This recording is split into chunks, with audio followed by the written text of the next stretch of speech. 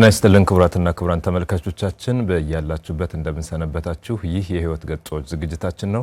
በስነ ልቦና ስነ አእምሮና ማህበራዊ ጉዳዮች ላይ ያተኩራል። የዛሬ ርዕሰ ጉዳያችን ደግሞ ግላዊ እሴትን የተመለከተ ርዕሰ ጉዳይን ወደ እናንተ የምናደርስ ይሆናል። ሙሉ አዳም ታምሩ አብሬያችሁ ቆይታ አድርጋለሁ። በቆይታችን ላይ በሚኖረን ርዕሰ ጉዳይ ደግሞ ሰፊ ሙያዊ ሀሳቦችን የሚያጋሩን ዶክተር ኤፍሬም ቀለመወርቅ የማህበረሰብ ጤና ስፔሻሊስትና የስነ ልቦና እንዲሁም ማህበራዊ ጉዳዮች አማካሪ ናቸው። በዛሬ ቆይታ ሰፊ ሙያዊ ሀሳቦችን እንደምትጋሩ ተስፋ እናደርጋለን። እናንተም በያላችሁበት ሆናችሁ ጊዜ ሰጣችሁና ወዳችሁ ፈቅዳችሁ እየተከታተላችሁን ስለሆነ ከልብ እናመሰግናለን። እስከ ዝግጅታችን መጨረሻ ፍጻሜ ድረስ አብራችሁ እንድትቆዩ የአክብሮት ግብዣችን ነው። ከኛ ጋር ሁኑ። ዶክተር ኤፍሬም ዛሬ በመካከላችን ተገኝተ የግላዊ እሴትን በተመለከተ ሀሳቦችን ልታጋራን ስለተገኘ በጣም ደስ ብሎናል። እናመሰግናለን። እንኳን ደህና መጣህ። እንኳን ደህና ቆያችሁኝ። በጣም አመሰግናለሁ ሙሉ አዳም ስለጋበዛችሁኝ። በጣም እኛም ደስ ይለናል። ሁሌ በተለይ በተለያዩ ርዕሰ ጉዳዮች ላይ በዚህ በህይወት ገጾች ቆይታችን ላይ ሰፊ ሀሳቦችን ነው የምታጋራን። ከሙያ ከልምድ ከአማካሪነትም ደግሞ የተቀዱ በብዙ አይነት ሁኔታ የሚመዘኑ እጅግ በጣም ደስ የሚሉ ሀሳቦችን ነው የምታጋራን። ዛሬ ደግሞ እጅግ ለኛ በህይወታችን አስፈላጊ ከሆኑ ነገሮች መካከል አንዱ እሴት ስለሆነ እሴትን የተመለከተውን ርዕሰ ጉዳይ ልታጋራን ስለፈቀድክልንም በድጋሚ ከልብ በጣም አመሰግናለሁ። አንተ እያልኩ ነው እንግዲህ እስከ መጨረሻው ቆይታ እናድርግ። ተመልካቾችም እንዲረዱ እንፈልጋለን። ለቅርበት ሲባል እኛ አንተ በሚል ሀሳቦችን አነሳለሁ። ዶክተር ኤፍሬም በጣም እሴት የሚባለው ነገር ደስ የሚል ነው። በተለይም ያለ እሴት ሰው ለመኖር ይከብደዋል እና እንደ ማህበረሰባችንን ተቋማቶቻችን ስናይ እጅግ መሰረታዊ የሆነ አስፈላጊ ነገር እሴት መገንባት ነው። እሴትን ስንገነባ ደግሞ የራሱ የሆነ ሂደቶች ይኖራሉ። እነዚህ ሰፊ ሀሳብ ይፈልጋሉና እንዲሁ ተመልካቾቻችን ቁም ነገርን ደስ የሚል ነገርን እንደሚገበዩበት ቆይታም ሲያደርጉ ፍሬን እንደሚያፈሩ ተስፋ አድርጋለሁ። ዝርዝሩን ግን ስንመጣበት ሙሉ ሀሳቡን እንዲከታተሉንም እንጋብዛቸዋለን። ክቡራትና ክቡራን ተመልካቾቻችን ይህንን ርዕሰ ጉዳይ ወደ እናንተ የምናደርስ ይሆናል። እስከ መጨረሻው ድረስ በድጋሚ እንድትከታተሉን ግብዣችን ነው። ካፍታ ቆይታ በኋላ ተመልሰን የምንገናኝ ይሆናል። ከኛ ጋር ሆኖ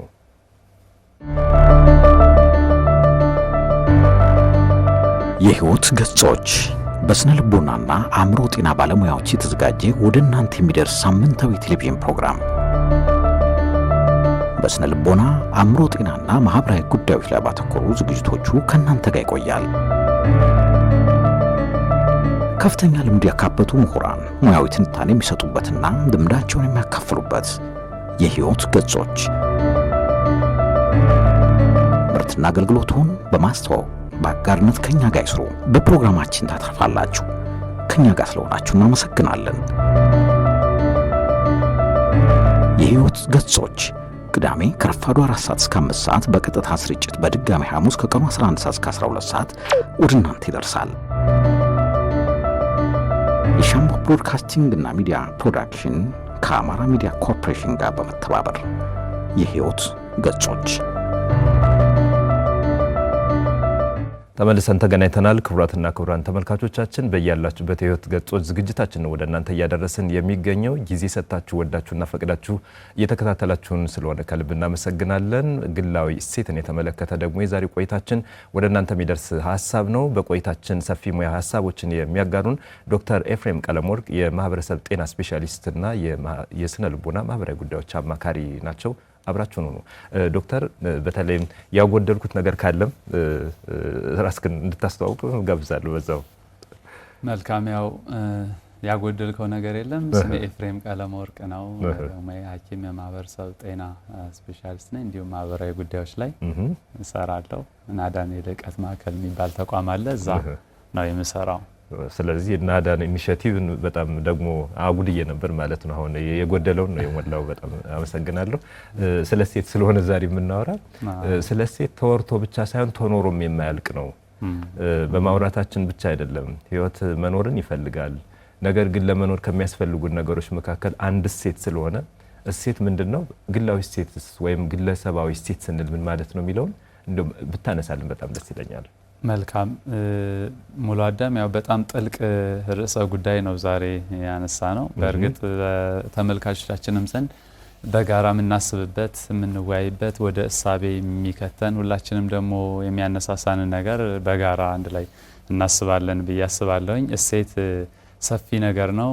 ከሀገር ከዓለም እርስ በርስ ከተያያዘችበት ሀገር ከምትገነባበት ማህበረሰብ፣ ሃይማኖቶች፣ ባህል፣ ቤተሰብ እንዲሁም ደግሞ ግለሰቡ ራሱ ሊኖሩት የሚችል ትልቅ ሀብት ነው እና እሴት ሲባል ዋጋ ያለው ጥቅም ያለው ነገር ለሰው ልጆች ፍላጎቶች እርካታን የሚሰጥ መልስን የሚሰጥ በጣም ጠቃሚ የሆነ የተረጋገጠ ጥሩ ነገር ያለው የሚለውን ነው እና ብዙ ትርጓሜ ሊኖረው ይችላል። አሁን በተለይ በማህበራዊ ዘርፍ ላይ እሴት የሚለው ጥልቅ ትርጉም አለው። በኢኮኖሚ ዘርፍ ደግሞ የአንድ ነገር ዋጋ ከሰዎችም ከእቃዎችም ከነዚህ ጋር የተገናኘ ዋጋን ይሰጣል። እኛ የምናየው ወደ ማህበራዊ ጉዳይ ያለውን ከዛ ደግሞ ዛሬ ደግሞ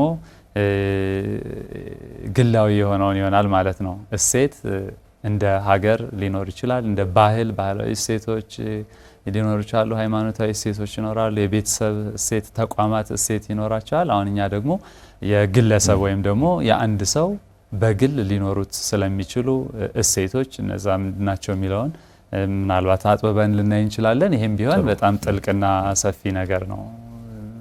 ስለዚህ እሴት የአንድ ሰው ወይም የግለሰብ እሴት ስንል ያ ግለሰብ በህይወቱ የሚመርጣቸው ነገሮች እመራባቸዋለሁ፣ እኖርባቸዋለሁ ብሎ የሚያስባቸውን ነገሮች ከሱ ከራሱ ማንነቱ ማለት እኔ ማነኝ፣ ምንድነኝ፣ ወዴት ነው የሚሄደው፣ አላማዬ ምንድነው፣ ለምን መጣው፣ ምንድነው ማደርገው የሚለውን እሱ የለያቸው ከሱ ባህሪ ከሱ ከተፈጥሯዊ ስጦታዎቹ፣ ችሎታዎቹ፣ አቅሞቹ ጋር አገናዝቦ ሊመራባቸው ወዶ ፈቅዶ ለራሱ የለያቸው እሱ በማህበረሰቡ፣ በቤተሰቡ፣ በአካባቢው ዘንድ የሚለይባቸው ዋና መገለጫዎቹ ሊሆኑ የሚችሉ የማይታዩ በመገለጥ ወይም በመስራት የሚገለጡ በተግባር የሚገለጡ ውስጣዊ ትልቅ ሀብቶቹ እሱን ከሌሎቹ የሚለዩት የሱን ማንነት በማህበረሰቡ በአካባቢው ዘንድ አጉልተው የሚያሳዩ ዋና መሰረታዊ ውስጣዊ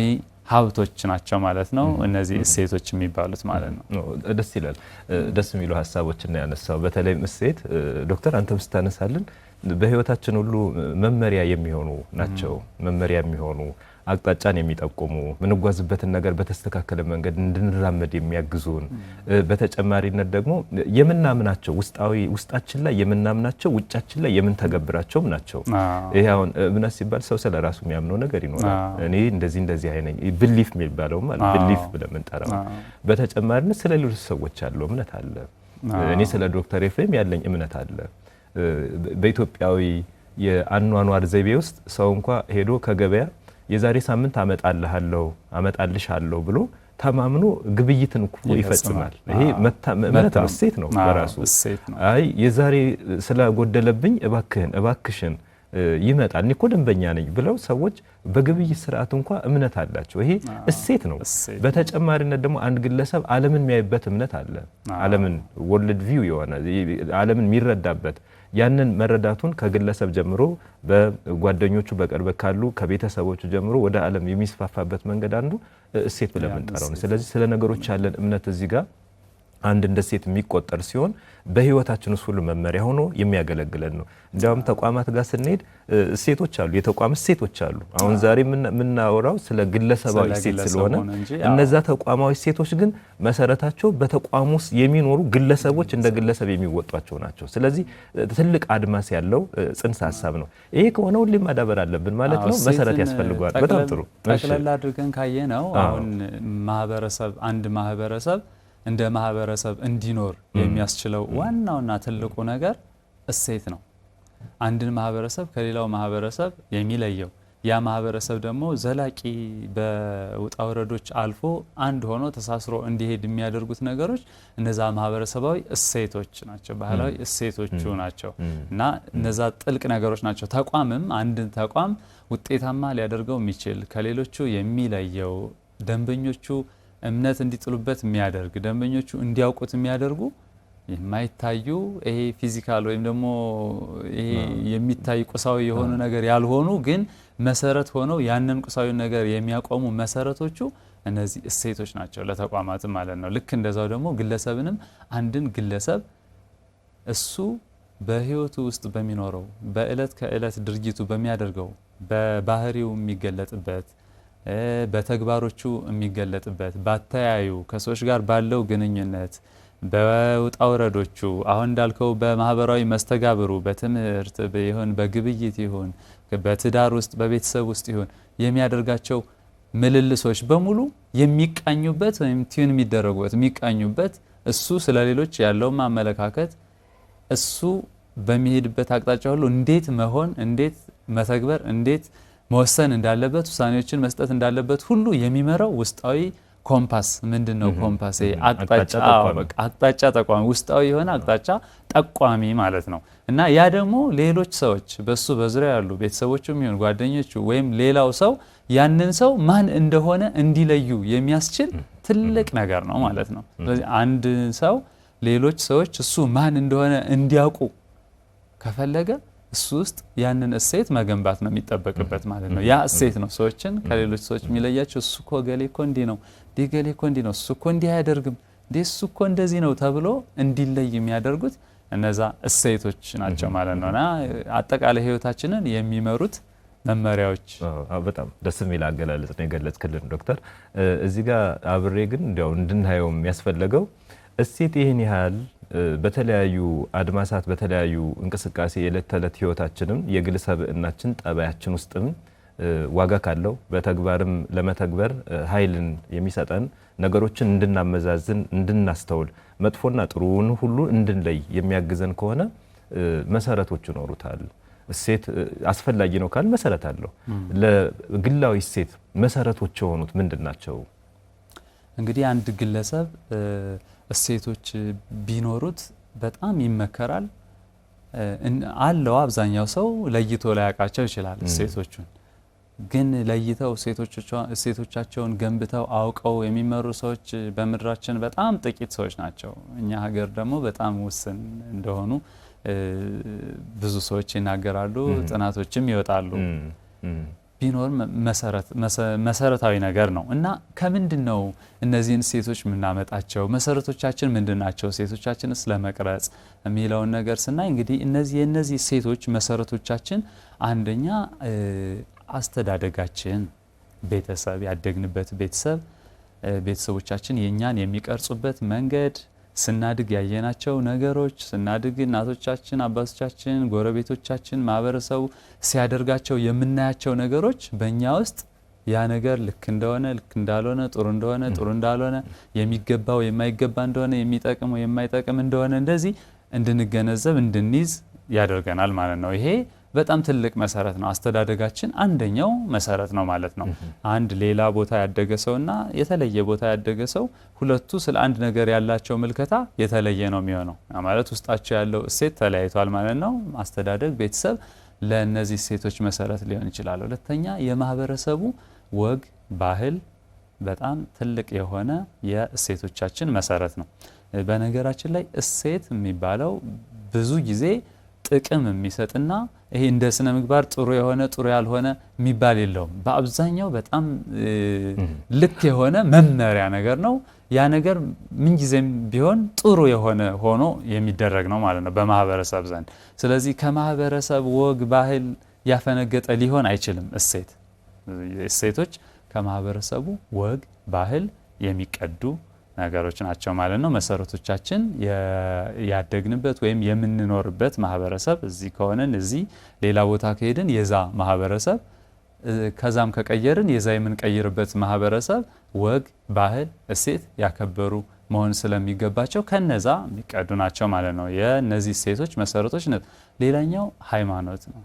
እምነቶቻችንና ሃይማኖቶች አንድ ሰው በህይወቱ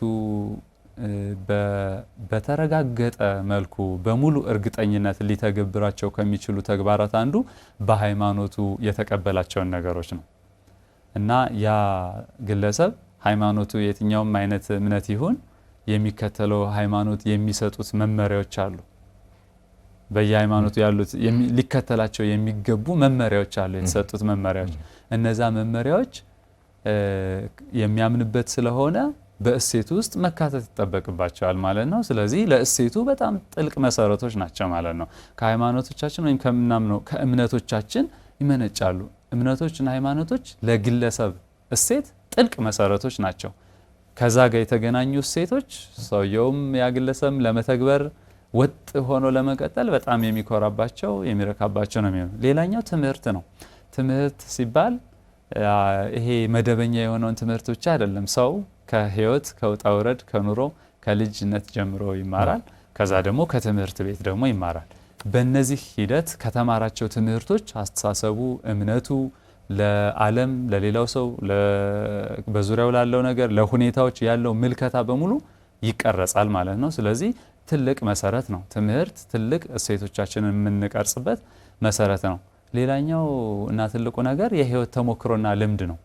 አንድ ሰው ከልጅነቱ ጀምሮ እያደገ ሲሄድ በራሱ በግል ህይወቱ፣ በማህበራዊ መስተጋብሩ፣ በሃይማኖት፣ በቤተሰብ፣ በገበያ፣ በእንደዚህ በትምህርት ከዛም ደግሞ በራሱ በግል ህይወቱ ጥረት ውጣ ውረድ የሚያያቸው የሚቀርጻቸው የሚለያቸው ነገሮች በልቡ በህሊናው በአእምሮ ውስጥ ይቀረጻሉ። ስለ አንድ ነገር ያለው አተያይ ከተሞክሮ አንጻር ይቀየራል። ከዚህ በኋላ ከሰው ጋር እንደው ይቅርብኝ የሚሉ ሰዎች ታያለህ። ከየት ነው ያገኙት? ምናልባት ከዚህ በፊት ከነበራቸው ተሞክሮ ያ ነገር ጥሩ አይደለም ብለው ደመደሙ ማለት ነው። አንዳንዶቹ ደግሞ እንደዚህ ነው ማደርገው የሚሉ ከተሞክሯቸው። ስለዚህ ከተሞክሮ ልምድ ያለን ከዚህ በፊት የነበረን ኤክስፔሪየንስ ትልቅ የእሴቶቻችን መሰረት ነው ማለት ነው። እነዚህ ሁሉ እሴቶቻችንን የምንቀርጽባቸው መሰረቶቻችን ናቸው። አሁን በጣም አሁን በቅርብ ጊዜ ጀምሮ ደግሞ የማህበራዊ ሚዲያ መስፋፋት የቴክኖሎጂ መስፋፋትን ተከትሎ ደግሞ ወጣቶች በተለይ እሴቶቻችንን የምንቀርጽባቸው መሰረት እየሆኑን ያሉ ነገሮች ከነዚህ ውጭ እየሆኑ ነው። ያው እጃችን ላይ ዓለም ስላለች ማለት ነው። በዛ ምክንያት ከኛ ከምንኖርበት ማህበረሰብ አስተሳሰብ ከሃይማኖታችንም ካደግንበት ሁኔታም ከልምዳችንም ውጭ የሆኑ ነገሮችን እንደ እሴት አድርገን እንሄዳለን። አጠቃላይ ማህበራዊ መስተጋብርም ላይ የማህበረሰብ እሴትም ላይ መጣረስን እያመጡ ብዙ በማህበረሰብ ውስጥ መስተጓጎል ያመጡ አንዱ ከአንዱ ነቀፌታ የሚያመጡ በግለሰቡ እሴትም ወጥነት የሌለው ሂደት የሚያመጡ አንዴ ከፍታ አንዴ ዝቅታን በጣም የሚያበዙ ነገሮች ይስተዋላሉ። ይሄ ነገር ያው እነዚህን ምናልባት እሴቶቻችንን ከየት ነው ማምጣት ያለብን? እኔ የግል መመሪያ የሚሆነኝ እሴት ስንል የግል መርህንም ያካትታል። አጠቃላይ ባህሪዎቻችን የምንቀርጽበትን ነገር ያካትታልና ከየት ነው የምቀርጸው የሚለውን እንድናስተውል ማሳሰብ ወዳለው በተለይ ለወጣቶቹ ማለት ነው። ወጣቶች አሁን እጃችን ላይ ዓለም በመኖሯ ምክንያት ለስኬት የምንሰጠው ከሰዎች ጋር ላለ መስተጋብር የምንሰጠው ስለ ውጤታማነት ለምርታማነት የምንሰጠው አስተሳሰብ ወይም እኛ ውስጥ የተቀረጸው እሴት ሌላ ሆኗል። ሳንሰራ በአጭሩ ቶሎ የሆነ ነገር የማግኘት ከሰዎች ጋር ባለን መስተጋብር ለሆነ እኔን ከጠቀመኝ ብቻ ሚል የዛኛውን አንግል ወይም ማህበረሰባዊ እሴት ሃይማኖታዊ እሴቶችን ሳናስተጋባ የምንሄድባቸው መንገዶች ብዙ መጣረስ እንደሚያመጣ የምናየው ሆኗል ማለት ነው አሁን ላይና ይህን ነገር በዛው። ስለዚህ መሰረቶቻችን እነዚህ ናቸው ማለት ነው። በጣም ደስ የሚሉ ሀሳቦችን ነው ዶክተር ያነሳው። በተለይም ስታነሳ ምንድነው ልምምዶቻችን የራሳቸው የሆነ ዋጋ አላቸው። ከልጅነት ጀምረን እስከ ደረስንበት እድሜ ይዘናቸው ምንሄዳቸው እንዲሁም ካሁን በፊት የነበሩ ታላላቆቻችን በዛ ሴት ውስጥ የተመላለሱ እንደ ሀገር በሀገር ውስጥ እንደ ማህበረሰብ በማህበረሰብ ውስጥ ያሉ እያንዳንዱ ነገሮች ለሴት ግንባታ መሰረታዊ ናቸው። የግለሰቡ አመለካከትም በራሱ ግላዊ ሴት ላይ አስተዋጽኦ አለው። ሰብእና ጋር የሚገናኝ ስለሆነ አንዳንዴ ነገሮችን በዝግ አይምሮ ካየናቸው አይታዩንም። በክፍት አይምሮ ማለት ኦፕን ማይንድ ሆነን በምናይበት ጊዜ ግን ነገሮችን ለመለወጥ ራሳችን ለማሳደግ በጥሩ የህይወት መንገድ ላይ ለመመላለስ እጅግ በጣም ውስጣችንም ይቆርጣል፣ ህይወታችንም ያንን ነገር ይፈልገዋል። እያዳበርን ለምሳሌ ታማኝነት ቢሆን ሴት ታማኝነት አንድ ሴት ነው። አገልጋይነት አንድ ሴት ነው። ምክንያታዊ መሆን ራሱ እንደ ሴት የምናሳድግ እነዚህን ነገሮች ሁሉ ለመውሰድ ምን ማድረግ አለበት? አንድ ሰው የአመለካከት ሁኔታውን በጎነት የተላበሰ ብሩህነት ያለበት ባደረገ ቁጥር ሴቶቹ መጽናትም ይችላሉ፣ ማደግም ይችላሉ። ስታነሳም እንዲያውም እሴታችሁን አጽኑ እንዲሁም ማሳድጉ የሚል አይነት ነው እየተሰማኝ ነበር። ምንድነው እሴት እኛ ኢትዮጵያዊ ስንል እንደ ሀገርም የኢትዮጵያ እሴት አለ። ያን እሴት ባለመጠቀማችን ጉዳት አለው። ያን እሴት በማዳበራችን ግን ጥቅም ብቻ ነው የምናገኝ። ራሱ ቫልዩ ማለት የተጨማሪ ነገርን ዋጋ ማግኘት በህይወታችን ውስጥ የሚጨምር በህይወታችን ውስጥ ካለንበት የበለጠ እንድናድግ። አሁን አንድ እጽዋት በአግባቡ ተካዩ ከተንከባከበው ፍሬው እያደገ ነው የሚሄድ። እኛም ህይወት ውስጥ እሴቶች ማለት እንደ ቅመም እንደ ፍሬ እንደ አንድ የወይን ዛፍ እንደሚያፈራቸው ፍሬዎች የወይን ፍሬዎች በህይወታችን ውስጥ እንድናሳድግ የሚያደርጉ ናቸው። ስለዚህ የግለሰቡ አመለካከት ለእሴቶቹ ማደግ በእሴት ለመኖር አንድ ራሱን የቻለ አስተዋጽኦ እንዳለው ነው የተረዳሁት። በጣም ሰፊ ሀሳቦችን ነው ዶክተር ያነሳህልን። ክቡራትና ክቡራን ተመልካቾቻችን በያላችሁበት የህይወት ገጾች ዝግጅታችን ነው እየተከታተላችሁት የሚገኘው። ካፍታ ቆይታ በኋላ ተመልሰን ሌሎች ሀሳቦችን የምንጋራ ይሆናል። ከኛ ጋር ሆኑ።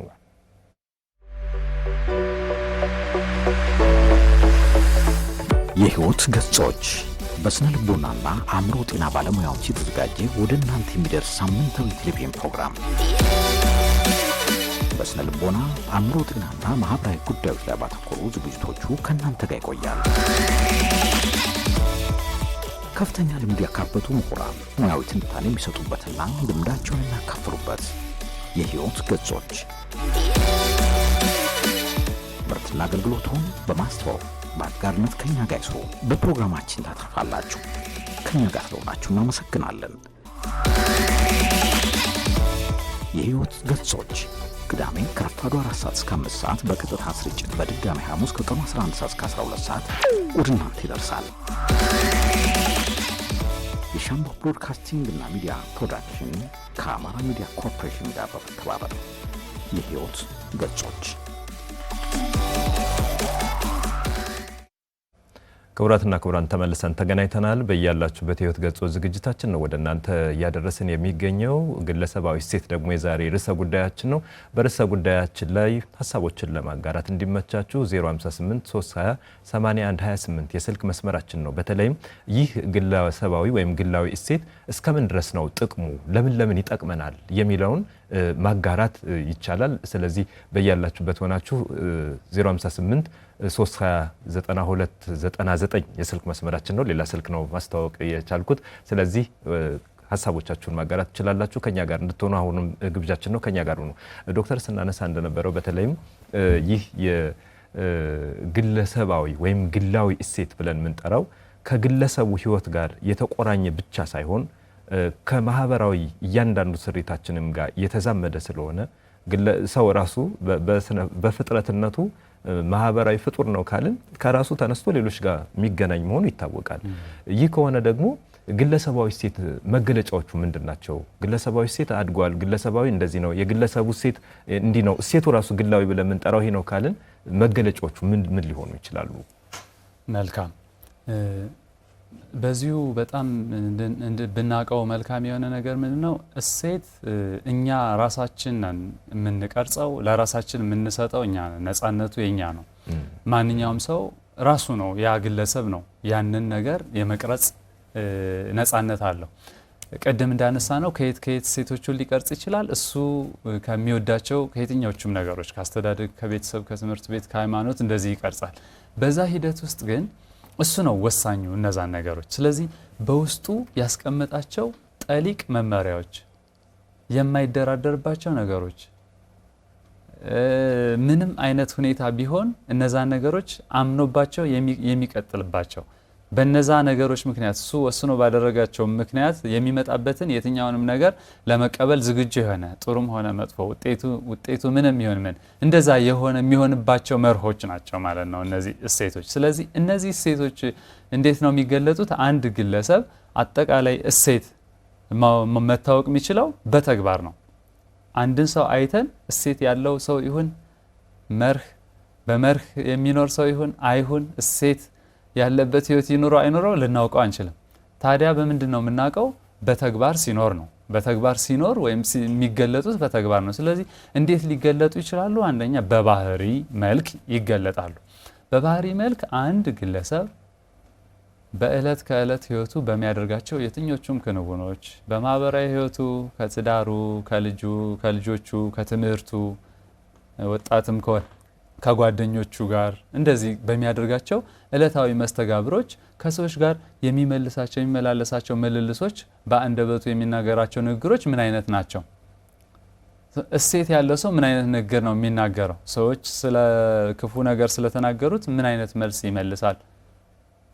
አንድ ሰው የሆነ ነገር ለሱ ስላደረገለት ምን አይነት ንግግሩ ማለት ነው። ከዛ ደግሞ በተግባር ለሰዎች የሚሰጠው ክብር አንድን ድርጊት ሲያደርግ እሱ የሚታወቅባቸው ነገሮች በሙሉ እነዚህ መገለጫዎች ይሆናሉ። ስለዚህ የተወሰነ ለመጥቀስ ያክል እሴቶች ጥልቅ ነገር ናቸው።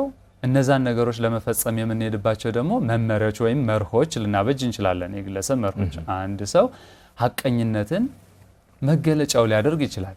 ያ ሐቀኝነት ግን የሚገለጠው በተግባር ነው። የሚገለጠው በተግባር እንዴት ነው ሐቀኝነት የሚገለጠው? ሐቀኛ ነው ወይ የሚለው ነገር የሚፈተነው ሆኖ ሲያሳይ ነው። ያንን ነገር ሆኖ ሲያሳይ ነው የምናውቀው ማለት ነው። ስለዚህ አንድ ሰው እኔ ሐቀኛ ነኝ ብሎ እሴት ለራሱ ቢቀርጽ ያንን ነገር የሚተገብርበት ደግሞ ምንም ቢፈጠር አልዋሽም፣ ሁልጊዜም እውነትን እናገራለሁ ብሎ ደግሞ መመሪያ ሊያበጅ ይችላል። ይሄ መመሪያ ወይም የህይወት መርህ ሊሆን ይችላል ማለት ነው። ስለዚህ በተግባር ጊዜ አንድ ሰው በባህሪው እነዚህ እሴቶች ይገለጻሉ። ባህሪው ምን አይነት ነው? ሰዎች ማወቅ ይችላሉ ማለት ነው። ሌሎች ሰዎች ሊማሩባቸው፣ ሊያዩዋቸው፣ ሊተቿቸው የሚችሉ ነገሮች ተገለጡ ማለት ነው። ሌላኛው ደግሞ በውሳኔዎቹ ይገለጣሉ። ውሳኔዎቹ ማለት አሁን አንድ ሰው ሲኖር ሁልጊዜ ተመሳሳይ የሆነ ስቴት ላይ አይደለም የሚኖረው። ከፍታና ዝቅታ አለ። በከፍታም ጊዜ በዝቅታም ጊዜ በህይወታችን ውስጥ የምንመራባቸው እነዛ መርሆች ናቸው እኛን የተረጋጋና ጥሩ ወጥነት ያለው ህይወት እንድንኖር የሚያስችሉን እንጂ ሁኔታዎቹ አይደሉም። ሁኔታዎቹ የዓለም ተቀያሪነት በጣም ከባድ ነው። በየትኛውም ህይወት ውስጥ ብንሆን በትምህርት በኢኮኖሚም በየትኛውም ህይወት በጣም አስቸጋሪ ሆናለች። አሁን ደግሞ በተለይ የባሰ ነው። የዓለም ሁኔታ በጣም በየጊዜው የሚቀያየር ስለሆነ መርህ ያላቸው ሰዎች፣ እሴቶች ያሏቸው ሰዎች ግን በእነዚህ የተቀያሪ ሁኔታዎች ውስጥ ውሳኔዎቻቸው ቀድመው ቶሎ በአፋጣኝ ጥራት ባለው መልኩ እንዲወስኑ የሚረዷቸው መሰረቶች አሏቸው ማለት ነው። ስለዚህ አንድ ነገር የሚያወዛግብ ነገር መጥቶ ወደዚህ ልሂድ፣ ወደዚህ እንደዚህ ላድርግ፣ እንደዚህ ብለው የሚወዛገቡ አይሆኑም። ለምን? ያስቀመጧቸው ውስጣቸው ውስጥ ያሉ የተደረደሩ እሴቶች አሉ። እነዛ እሴቶች አሏቸው። ስለዚህ በቶሎ ይወስናሉ ማለት ነው። ያን ነገር ወዴት መሄድ እንዳለባቸው አስቀድመው ያውቃሉ። አሁን ምሳሌዎች ብናይ ጊዜያዊ አስደሳች ነገሮች በጣም እየበዙ ነው አሁን ላይ። በኋላ ግን ጠንቅ የሚያመጡ ሊሆኑ ይችላሉ። ለጤና፣ ለግንኙነቶቻችን፣ ለእንደዛ ሊሆን ይችላል። ስለዚህ እነዚህን ውሳኔዎች እንድንወስን የሚረዳን ቶሎ እንድንወስን የሚረዳን ውስጣችን ያስቀመጥነው እሴት ነው ማለት ነው። አንድ ሰው ከጓደኞቹ ጋር እንዝናና ብለውት ሄዶ መጠጥ ሊሆን ይችላል። ከጓደኞቹ ጋር ያልተገባ ዶክተር እንመጣለን። ተመልካቻለን። ጤና ይስጥልን። እግዚአብሔር ይመስገን። እንዴት ናችሁ? ደህና ነን። ስለ ደወሉ በጣም ደስ ብሎናል። ስለ ሴት ጥቅም ምን ይላሉ እርስዎ የሚለውን ሀሳብ ቢያጋሩን ደስ ይለናል። መልካም። ግለሰባዊ ሴት የምንለው እንግዲህ ሰው ቤተሰቡን ነው የሚመስለው፣ ማህበረሰቡን ነው የሚመስለው።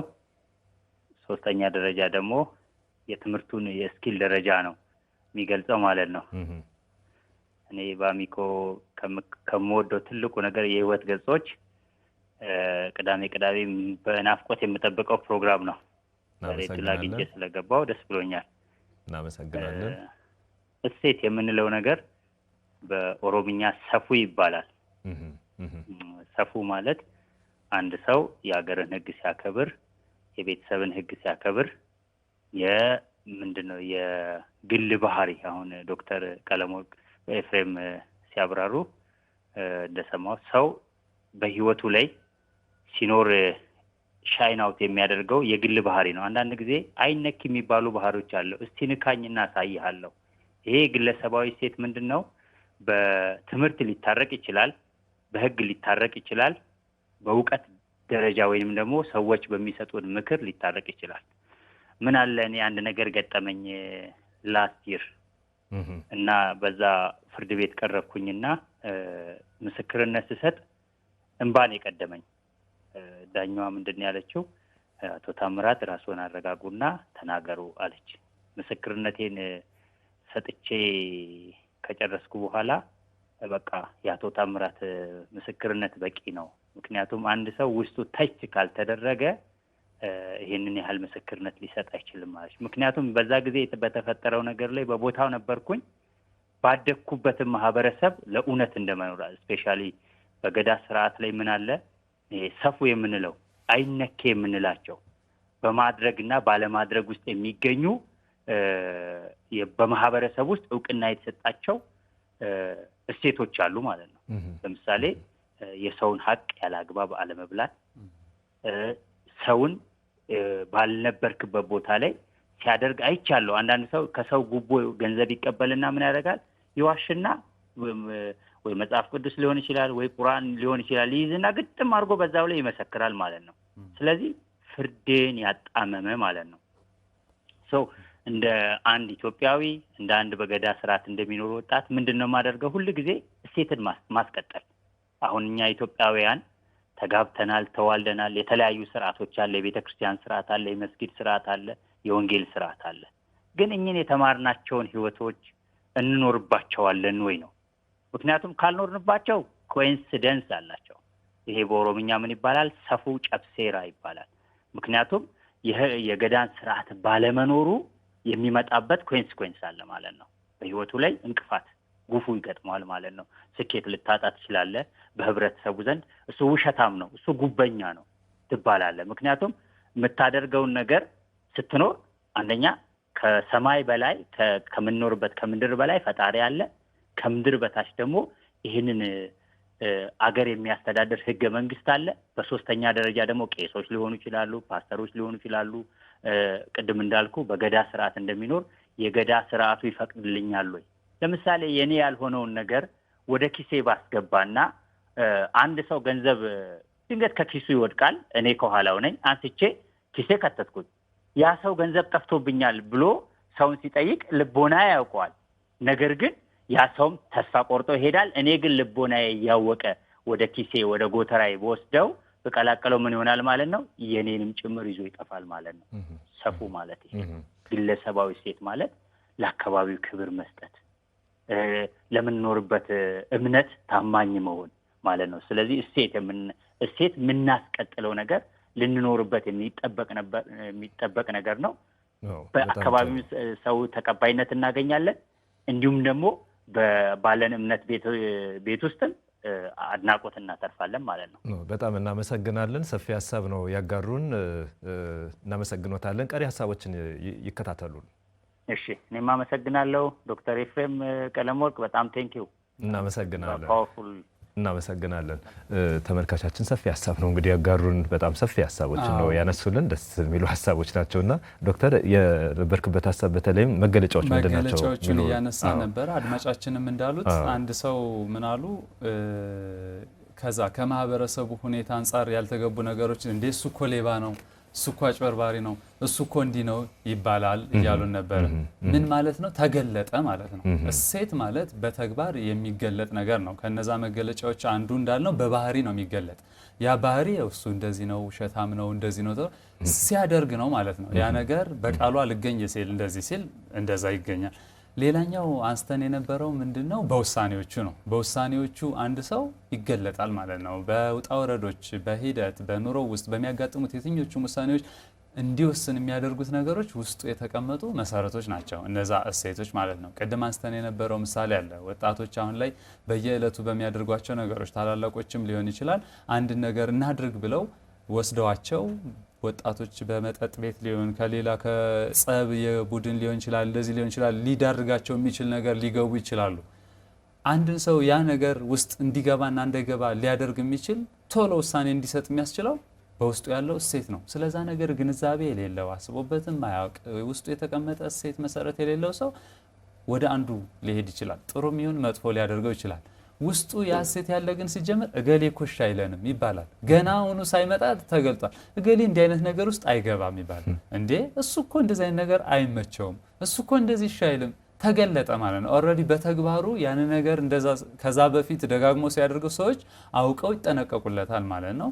ስለዚህ በምኑ ተገለጠ? በዚህ በውሳኔዎቹ በሚያደርጋቸው በየዕለቱ በሚያደርጋቸው በዕለት ከዕለት ውሳኔዎቹ ይገለጣሉ ማለት ነው። ለዚህ እንደው በጣም አስተማሪ ሊሆን የሚችል ምሳሌ ላነሳ እወዳለሁ። ስለ አባቴ ነው። የኔ አባት በጣም ጎበዝ አርአያ የማደርገው ነው። በጣም የሚታወቅ ሌሎችም ሰዎች አርአያ የሚያደርጉት ሰው ነው እና እሱ የሚያደርጋቸው ነገሮች ምናልባትም ሌሎች ሰዎች ቢያደርጓቸው ሊነቀፉባቸው የሚችሉ ሁሉ ሊሆኑ ይችላሉ።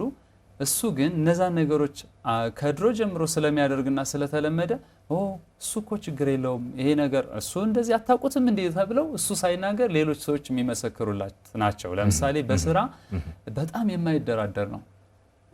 በስራ ምንም የማይደራደር ነው። በዓል ሆኖ ዛሬ ክብረ በዓል ዛሬ ሆኖ ትልቅ ሰው ቤተሰብ ድግስ ሰው ከሌላ ሀገር መጥቶ ተሰብስቦ ነገ ጠዋት ወጥቶ ወደ ስራ ሊሄድ ይችላል። ሰው እኮ በጣም ገና ድግሱ ካተው አላለቀም እሱ ወጥቶ ሊሄድ ይችላል።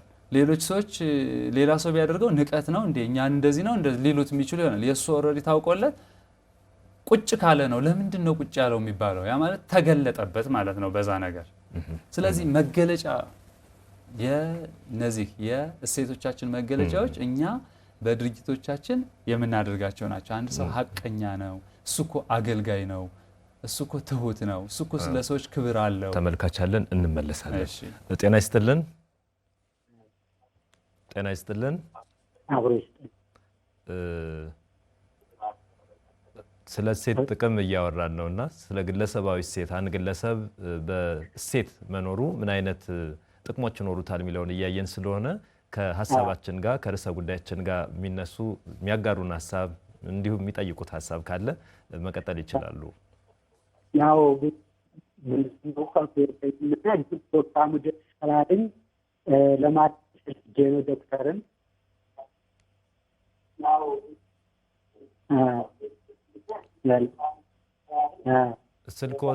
ስልኮት በጣም ያስቸግራል። ተንቀሳቅሰው ለማውራት ይሞክሩ እስኪ። ችግር የለውም። ዳውዳር ተመልካቻችን ስልኮትን ያስተካክሉ። ከአጠገብ ቴሌቪዥን ድምጽ ካለም እሱን ለመቆጣጠር ይሞክሩ። አይ ዶክተር ለማመስገን ፈልጌ ነው። ለጊዜው የተሻለ ማብራሪያ የለኝም። ኦኬ፣ ለማመስገን ወደው ነው። ስለተከታተሉ እናመሰግናለን። በጣም ነው የማመሰግነው። ያነሳችኋቸው ነጥቦች በጣም ገንቢና ምርጥ ናቸው። እኛም ስለደወሉ ሐሳብ ስላጋሩን ለማመስገንም ደግሞ ይሄም ራሱ እሴት ስለሆነ ስለደወሉ በጣም እናመሰግናለን። ቀሪውን ሐሳብ ይከታተሉን። ይሄም ትልቅ እሴት ነው። ሰዎችን ማመስገን መቻል አመስጋኝ ነው እንደዚህ ነው እየተባለ የሚገለጠው አንድ ሰው በተግባሩ ነው። አሁን እሳቸው አሁን የደወሉልን ለምሳሌ ተመልካቻችን አመስጋኝ ናቸው ብለን እናወራ እንችላለን ማለት ነው። ተገለጡ ማለት ነው። እሴቶች የሚገለጡት በተግባራቶቻችን ነው የሚገለጡት። እነዛ ተግባራቶች ደግሞ ባህሪያችን ሊሆን ይችላል። ባህሪያችን ከሰዎች ጋር የምናደርገው መስተጋብር ምን አይነት ነው ተብሎ ያ ሰው የገሌ ባህሪ ምን አይነት ነው ብለህ አንድ በዙሪያ ያለን ሰው አንድ ጓደኛ ብትጠይቅ እሱኮ እንደዚህ ነው እሱኮ እንደዛ ነው ይላሉ። ያ ማለት በውስጡ ያለው እሴት ተገለጠ ማለት ነው። እሴቶቹን አወቅናቸው ማለት ነው። በውሳኔዎቹ በእያንዳንዱ የህይወት ድርጊት ምን አይነት ውሳኔዎችን ይወስናል እንዴት ነው የሚለውም እንደዛ ይህንን ነገር ይወስንልናል ማለት ነው። ከዚህ ጋር በተያያዘ እንድናነሳ የምሻው ነገር አሁን ስላለው እንደ ወረርሽኝ ስለተዛመተው የቴክኖሎጂ ሁኔታ ከወጣቶች ጋር በተገናኘ አንዳንድ ነገሮችን ብናነሳ እወዳለሁ። ጥሩ ነው ዶክተር። ለምንድነው ያው የዚህ እኔም በዙሪያዬም ያሉ ጓደኞቼም የዚህ ተጠቂዎች ስለሆንን ማለት ነው። ማህበራዊ ሚዲያ በጣም ጠቃሚ ነገር አለው። አንድ እሴት ነው ለሚጠቀም ኖራችን ለብዙ አጠቃቀማችን በጣም ትልቅ እሴት ሊሆን የሚችል ነገር ነው። ግን እሴቶቻችን ስላልተቀረጹ ግን በጣም ብዙ መበረዞችን ህይወታችንን በጥሩ ሁኔታ እንዳንኖር የሚያደርገን እየሆነ መጥቷል። አሁን እንደ በዚህ በማህበራዊ ሚዲያ ተጠቃሚዎች ዘንድ የሚነሳውና የሚስፋፋው ነገር ማህበራዊ ሚዲያ የማይጠቀሙ ሰዎች ጋር ሁሉ ይደርሳል። አንድ ርዕሰ ጉዳይ ቢነሳ ሌላው ሁሉ ይደርሳል። ይህ ምንን አምጥቷል? አሁን ላይ ጠቃሚ የሚባል ነገር ስኬታማ ምርታማ የሚባል ውጤታማ የሚባል ነገር ከዚህ ከዲጂታል ጋር የተገናኘ ቀርጾ ቪዲዮዎችን ቀርጾ እዚህ ላይ መለጠፍ እዛ ላይ መናገር እንደ ትልቅ ዋጋ እንዳለው ነገር እየተቆጠረ መጥቷል። በቀላል በማይባል ሁሉ የሚባል አይደለም። ከሀገራችን ህዝብ አንፃር ስናየው በጣም ጥቂት ኢምንት የሚባል ሊሆን ይችላል ይሄን የሚጠቀመው። ግን ይሄ አክቲቭ የሆነው የተማረው ብዙ መፍጠር የሚችለው ብዙ ነገር ማድረግ የሚችለው ለታናናሾች ለቀጣይ ትውልድ አርአያ መሆን የሚችለው ቁጥር ግን እዚህ ላይ እናየዋለን። ምን አይነት እንዲህ አይነት አመለካከቶች በጣም እየተንሰራፉ ነው። ምን አይነት ይሄ ምርታማ መሆን ማለት እዚህ ላይ መዋል፣ ጥሩ መሆን ማለት እዚህ ላይ መዋል፣ ወይም ደግሞ አንድ ሰው ስኬታማ ብለን ምን መዝነው ራሱ እዚህ ላይ ባለው በሚታየው ሾው በሚያደርጋቸው በሚያሳያቸው ነገሮች ነው። ይህ ሌሎችን እሴት ከዛ እንዲቀርጹ ያደርጋል ማለት ነው። ይሄንን ምለው እኔ በቀደም ባልኩ ተቋም ስልጠናዎችን እንደዚህ ስንሰጥ ወጣቶች ስለ መርሆቻቸው እሴቶች ስንጠይቃቸው የሚጽፏቸው ነገሮች ከየት ነው የሚወስዱት? ከዚህ ከሚያዩት ነገር ነው የሚወስዱት ማለት ነው።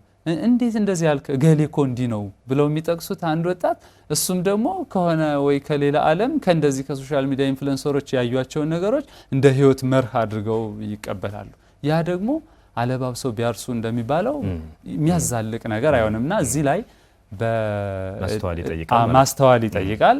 በጣም ግንዛቤ እንድንወስድ ጥሩ ነገር ነው። ግን በመጀመሪያ እሴቶቻችንን ቀርጸን በነዛ እሴቶቻችን ብንመራ ጥሩ ነገር ልናመጣ የምንችልበት ለሀገራችንም ለቢዝነሳችንም ለግል ህይወታችንም ጠቃሚ የሆነ ነገር የምናበረክትበት ይሆናል ብዬ አስባለሁኝ።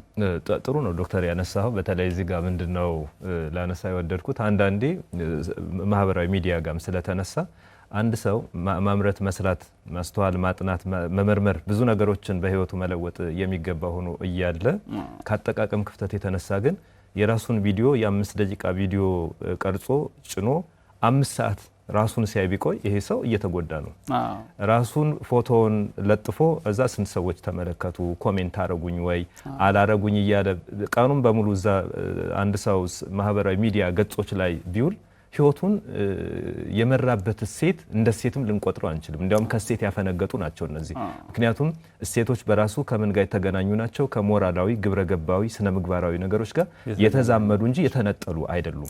እሴት ብለን የምንጠራው በጎ ስነ ምግባሮችን የሚወደዱ ሞራላዊ ደንቦቹን፣ ስርዓቶቹን፣ አኗኗሮችን ለመገንባት መሰረት የሚሆኑ እንጂ እንዲሁ በዘመን ብቻ ስላገኘ ነው አንድ የማይወደድ ልምምድ እያዳበርን ከሆነ ከሴት አፈንግጠን ከስነ ምግባር ልንወጣ እንችላለን። እንዲያው አንተም ስታነሳ እንደነበረው አንዳንዴ እንዲያውም ተቀርጸው የሚላኩና በምስል መልኩ የሚለቀቁ ነገሮች ከማህበረሰብ እሴት ከማህበረሰብ ወግ፣ ልማድ፣ ባህል፣ አስተሳሰብ፣ አረዳድ ከሰው ልጅ ክብርም ጋር በጣም የሚጋጩ ሆነው ልናስተውል እንችላለን። ይሄን ለማንሳት የወደድኩት በተለይም አንዳንድ ሴቶቹ የግለሰብ የሚሆን የማህበረሰብ ሴቶቹ ከአኗኗር ሂደታችን ያፈነገጡ እንቅፋት የሚሆኑ ሊሆኑ ይችላልና እንቅፋቶች ምንድናቸው? ለግለሰብ እሴት መዳበር እንደ እንቅፋት የሚቆጠሩ የሚሉትን ለማየት እንሞክራለን። ተመልካቻለን ጤና ይስጥልን።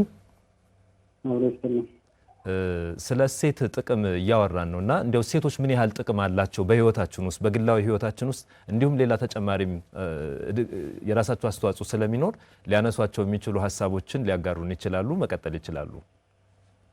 እሺ፣ ያው የህይወት ገጾች የሚለው ፕሮግራም በጣም አሪፍ ፕሮግራም ነው፣ አስተማሪ ነው። እናመሰግናለን። ከዚህ በመቀጠል እሴት ማለት እንግዲህ በጣም ወሳኝ ሰውን እንደው ሰው እንደሆነ የሚያደርገው ሀገርን እንደ ሀገር ሊያስቀጥል የሚችል እውነትን እውነት ብሎ መቀበል፣ መጥፎን ደግሞ መጥፎ ነው ብሎ መጥፎነትን መታገል፣ ወደ ማንነት መስተዋል መመለስና አስተዋይነትን ያቀፈ ነገር ነው እሴት የሚባለው ነገር ማለት ነው። ስለዚህ ግለሰባዊ እሴት አሁን ባለንበት ዘመን በተለይ በመሸርሸር ሂደት ላይ ነው። ያው ማለት በተጨባጭም እያየን ያለውበት ሁኔታ ስላለ በተለይ ዶክተር ማንሳውታል ሶሻል ሚዲያ ለምሳሌ አሁን በድብቅ ማለት ነው ሰው ማንነቱን ቀይሮ ብዙ ነገሮችን ብዙ የመላው ማህበረሰብ ብዙ ማህበረሰብ እሴት የብዙ ማህበረሰብ መልካም አመለካከት ዳይቨርት የሚያደርግበት ሁኔታ የተከሰተ ነው ያለው በዚህ ዘመን ማለት ነው። ስለዚህ ግለሰባዊ እሴት ተበላሸ ማለት ወደ ግሩፕ እሴት ወደ መበላሸት ይሄዳል ማለት ነው። አሁን እያጋጠመን ያለው ይሄ ነው። በቃ አንዳንዴ በሶሻል ሚዲያ አንድ ግለሰብ በሚፈጥረው የተሳሳተ ታሪክ ብዙ ሰዎች እሱን ተከትለው ሌላ ችግር ውስጥ የሚገቡበት ሁኔታ አለ። በቃ ያላቸው ማለት ያ ነገር መጥፎ መሆኑን ከማማ ወደ ሌላ ችግር እንደገና የነበረን እሴታችን ይሄ ነገር ማስተዋላችን ምናምን ማመርመራችን ይሄ ነገር ሊሆን ይችላል ላይሆን ይችላል የሚለውን ነገር ሸርሽሮ አንድ በቃ ወደሆነ እንትን ነገር ውስጥ ያስገባናል። ስለዚህ ግለሰባዊ እሴት ግንባታ ላይ ከቤተሰብ ጀምሮ ማንኛውም የማህበረሰብ ክፍል ትግል ማድረግ ያስፈልጋል። ሰው ካልተገነባ ምን ይሰራል? ሀገር ማለት እኮ ሰው ነው፣ ህዝብ ነው። የአንድ ሀገር ትልቁና ዋነኛው ሀብት ሰው ነው፣ የተገነባ ሰው ነው። የለማ የሰው ሀብት ሲኖር ነው እና ከለማ የሰው ሀብት ጋር የሚያያዝ ማንኛውም የማህበረሰብ ክፍል በሃይማኖት ተቋም ይሁን በቤትም ይሁን ለግለሰባዊ እሴት መታገል ያስፈልጋልና ግለሰባዊ እሴት ደስ የሚሉ ሀሳቦችን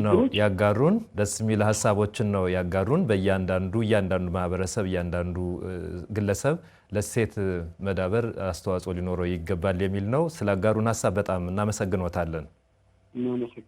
እናመሰግናለን። ያው ከጊዜያችን አንጻር አንዳንድ ሀሳቦችን ስለተረዳናቸው ተጋርተናል። ዶክተር እንዳነሳ ነው በተለይም ግለሰባዊ እሴቶቹ አንዳንዴ እንዳይቀጥሉ የሚያደርጉ መሸርሸር ሲሉ ነበር ተመልካቻችንም የሚያደርጉ ነገሮች ይኖራሉ። ከማደግ ይልቅ መሸርሸርን፣ የእሴት ሰው አለመሆንን በማህበረሰብ በግል ህይወትም እንዲህ አይነት እንቅፋቶች ያጋጥማሉና አጭር የሆነ ሀሳብ ብቻ ነው እዚህ ጋር የሚያጋሩን። መልካም ግለሰባዊ እሴት ስለሆነ የምናወራው እንግዲህ አንድ ሰው ግለሰባዊ እሴቱን የራሱ የሚመራባቸው ወዶ ፈቅዶ ወስኖ በራሱ ፈቃድ ላይደራደርባቸው የሚሄድባቸውን መርሆችን እሴቶችን እንዳይቀርጽ ወይም ደግሞ የቀረጻቸው እንዲሸርሽሩ የሚያደርጉ ውስጣዊ ከራሱ ውስጥ ያሉ ነገሮች ወይም ደግሞ ውጫዊ ተጽዕኖዎች ሊኖሩት ይችላሉ። እነዛን ነገር እንዳያደርጉ ውስጣዊ ማለት ስለራሱ በደንብ አለማወቅ፣ ራሱን አለማጥናት፣ ምን እንደሚወድ አላማውን ሊሄድበት የሚሻውን ነገር ማንን ነው መሆን የምፈልገው፣ ሰዎች ምን አይነት ሰው እንዲሉኝ በዚህ ምድር ላይ ላደርግ የምፈልገው ምንድነው ምናምን የሚለውን ነገር አለማወቅ ያን ነገር እንዳይወስን ሊያደርገው ተጽዕኖም ሊያሳድርበት ይችላል። ሌላኛው ስልክ አለን። ጤና ይስጥልን። አብሮ ይስጥልን። ስለ ግለሰባዊ እሴት ጥቅሞች እያወራን ነውና ምን ያህል ነው ጥቅም በአንድ ግለሰብ ህይወት ውስጥ እሴት ምን ያህል ጥቅም አለው? አዎ ርዕሱን እያየሁት ነበረ። በጣም ደስ የሚልና አስተማሪ በየህይወቱ እያንዳንዱ ሰው በቀን ተቀን ተግባሩ ላይ የምንጠቀምበትና አትራፊ የምንሆንበት እሴት ነው። እንግዲህ ሰው መመሪያ እንዳለው ቅድም ዶክተር ግን ይሄ መመሪያ እንደ ሰው እሴቱ የሚወሰነው የሚውልበት ሰው ወሳኝ ነው ብዬ አስባለሁ። ምክንያቱም አንድ ሰው ጥሩ እሴት እያለው አብሮት ጓደኛው ያን እሴት ሊሸረሸርበት ይችላል። ምክንያቱም ጥሩ ሰው ጥሩ እሴት ላይ እያለ በአንድም በሌላ ምክንያቱም አንድ የመጽሐፍ ቅዱስ ራሱ ከአህያ ጋር ከዋልክ አህያ ትመስላለህ፣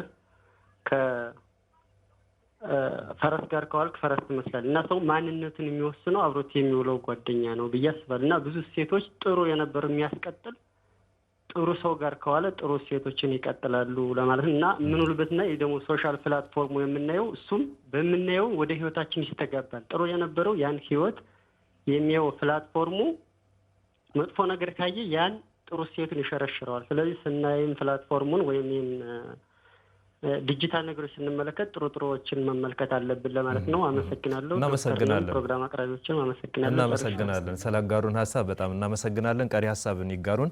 ዶክተር ስለ እንቅፋቶቹ እያወራ ስለነበር አድማጫችንም እንዳሉት ተመልካቻችን አንደኛው ውስጣዊ ነገር ከሱ ውስጥ ያሉ ነገሮች ሊሸረሽሩትም እንቅፋትም ሊሆኑበት ይችላሉ ሴቶች እንዳያዳበር እሱም ቅድም እንዳነሳ ነው በህይወቱ ውስጥ ያለው ግንዛቤ እውቀት ስለራሱ ያለው አመለካከት አተያይ ፍርሃት አንድ ነገር እሴቶች ዋጋ ሊያስከፍሉ የሚችሉ ነገሮች ናቸው። አንድ ሰው ሀቀኛ ሲሆን ውጤቶችን ሁሉ ሊቀበል ነው። ዋጋ ሊያስከፍለው ይችላል ሀቀኛ መሆን፣ እውነትን መናገር፣ እንደዚህ አይነት ነገሮች። ስለዚህ ፍርሃት ሊመጣ ይችላል። ይሄ ነገር እንደዚህ ቢሆንስ፣ ሰዎች እንደዚህ ቢሉኝስ፣ ይሄ ነገር ቢደርስብኝስ ሚል ፍርሃት፣ እንደዚህ አይነት ውጥረቶች። እነዚህ ውስጣዊ ነገሮችን ማሸነፍ ማጥራት ያስፈልጋል ማለት ነው ያን እሴት ለመገንባት። ሁለተኛ አሁን አድማጫችን እንዳሉት ውጫዊ ነገር ነው። ውጫዊ ነገርን ስናስተውል እንደውም አንድ በጣም በሀገራችን ተወዳጅ ዘፈን አለ፣ ታሪኩ ጥልቅ ነው። ሊጋባው በየነ ታስታውሰው ይሆናል ይህንን ዘፈን። እንደ ኮራ ሞተ እንደተጀነነ ጠጅ ጠጣ ሲሉት ውሃ እየለመነ ምን ይሄ ታሪኩም የሚያስረዳው ነገር አለ። እሱ ማያምንበትን ነገር አላደርግም ብሎ የከበረ ነገር ጠጅና ቁርጥ እንካ እየተባለ እሱ ግን ለእሴቱ ለታመነለት ነገር ውሃ እየለመነ ሞተ የሚል ዘፈንም ታዋቂም ስለሆነ ልክ ያ ማለት ውጫዊ ጫና አንድን ሰው እሴቶቹን እንዳይገነባ እንቅፋት ሊሆንበት ይችላል። ውጫዊ ጫና ከጓደኞች ይጀምራል። አሁን እንዳለው የጓደኞች ጫና አንድ ሰው በትዳሩ ታምኖ ወይም ከጓደኞቹ ጋር ታምኖ እንደዚህ የሚኖርን ሰው ሌላ ጥሩ ያልሆነ ጓደኛ ካለው ባክህ እንደዚህ አድርግ ሲለው ከገንዘብ ጓደኝነትን የሚያስቀድም የነበረ ልጅ ገንዘብ እንዲያስቀድም ጓደኛው ጫና ሊያደርግበት ይችላል። ቤተሰቡ ጫና ሊያደርግበት ይችላል። ማህበረሰብም አንዳንድ ጊዜ አሁን ላይ በተለይ እንደ ደቦ የምንፈርዳቸው ፍርዶች እንደ ጋራ የምናስባቸው እንትኖች የሆነ ነገር እንደዚህ ነው ከተባለ ሁላችንም ሳናጣራ እንደዚህ ስለሆነ እንዲህ አይነት ነገሮች። ሌላኛውም ውጫዊ ነገር ሞዴል ወይም አርአያ የምናደርገው ሰው አለመኖር እሴትን እንዳንገነባ አድርጎናል። በተለይ ወጣቶች በእኔም እድሜ ከዛም በታች ያሉ ሀገራችን ላይ አካባቢያችን ላይ በእሴት ታምነው በመርህ የሚኖሩ ሰዎች ብዙ አለመሆን፣ ሞዴል ወይም ደግሞ አርአያ የምናደርጋቸው ሰዎች አለመኖር ራሱ እነዛን እሴቶቻችንን እንዳናዳብር ሊያደርጉ ይችላሉ። ሌላም ሊኖር ይችላል። በጣም ብዙ ሀሳቦችን ነው ዶክተር ያነሳልን። ክቡራትና ክቡራን ተመልካቾቻችን የህይወት ገጾች ዝግጅታችን ነው ወደ እናንተ እየደረሰ የሚገኘው። ካፍታ ቆይታ በኋላ ተመልሰን ተገናኝተን ቀሪ ማጠቃላይ ሀሳቦችን የምንጋራ ይሆናል። ከኛ ጋር እንድትሆኑ በአክብሮት እንጋብዛለን።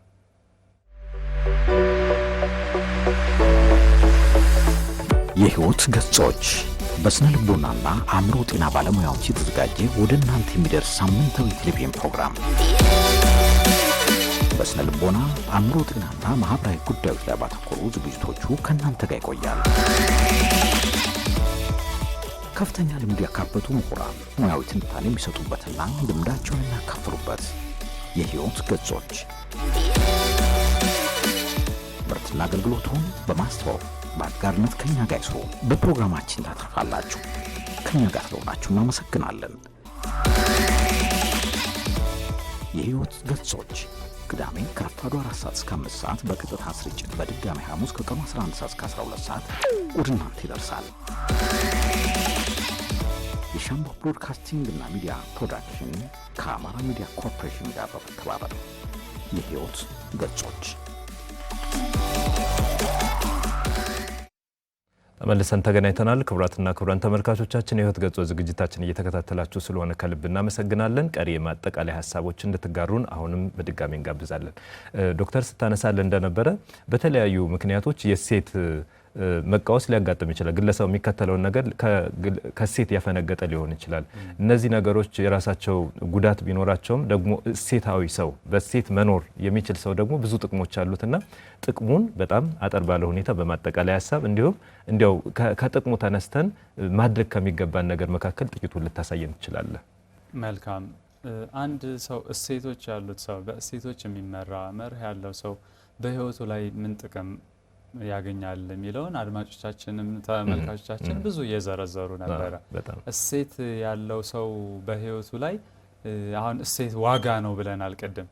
በጣም ዋጋ ነው። አንተ ጥሩ ምሳሌ እየሰጠህ ነበረ። አንድ ተክል የተከለ ሰው ያንን ተክል ጥሩ ነገር ቢያደርግለት፣ ማዳበሪያ፣ ፍግ፣ ውሃ እንደዚህ ቢያደርግለት ያ ተክል ጥሩ ፍሬ፣ ጥሩ አበባ ያብባል፣ ጥሩ ፍሬ ያፈራል፣ ቅጠሉ የለመለመ ይሆናል።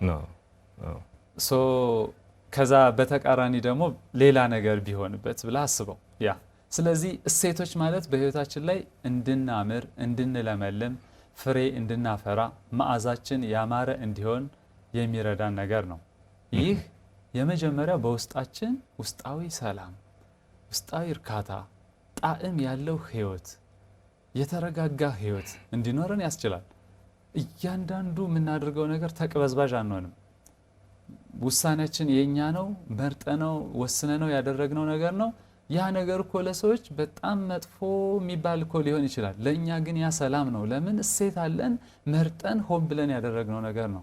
ውስጣዊ ሰላም ይሰጠናል፣ የተረጋጋ ማንነት ይሰጠናል፣ በልብ መተማመን ይሰጠናል። የትኛውም ነገር በአደባባይ ላይ ይሁን ለብቻችን ይሁን ከሰዎች ጋር ይሁን በምንኖርበት በምንሄድበት ሁሉ በሙሉ ልብ በመተማመን የምንኖር እንሆናለን። ስለዚህ የህይወት ጣዕም ዋጋው ምን ያህል ነው? ሰዎች ቀምሰው የሚያውቁት ነው። አንድ ሰው የተረጋጋ ህይወት፣ ውስጣዊ ሰላም፣ ሀሴት ያለው ሰው ምን ሀሴት ምንድነው ብለህ ልትገልጸው የምትችል ሲኖር ነው የሚታወቀው ያ ጣዕም ማለት ነው። ሌላ አሁን በምድር በዚች ምድር ስንኖር የደስተኝነት ሀዘን፣ ሰላም ችግር፣ ሰላምና ሰላም ማጣት፣ ተስፋና ተስፋ ማጣት፣ መሸበርና የተረጋጋ ነገር ይፈራረቃሉ። በዚህ ምድር እስካለን ድረስ እነዚህ ነገሮች ወጥ ሆነው ወይ ሰላም ብቻ ወይም ያኛው ብቻ ሆነው ሊቀጥሉ አይችሉም። ግን እሴት ያላቸው መርህ ያላቸው ሰዎች ግን ቢያንስ ወጥነት ባለው መልኩ እንዲኖሩ ይረዳቸዋል፣ ያግዛቸዋል ማለት ነው ይሄ ነገር።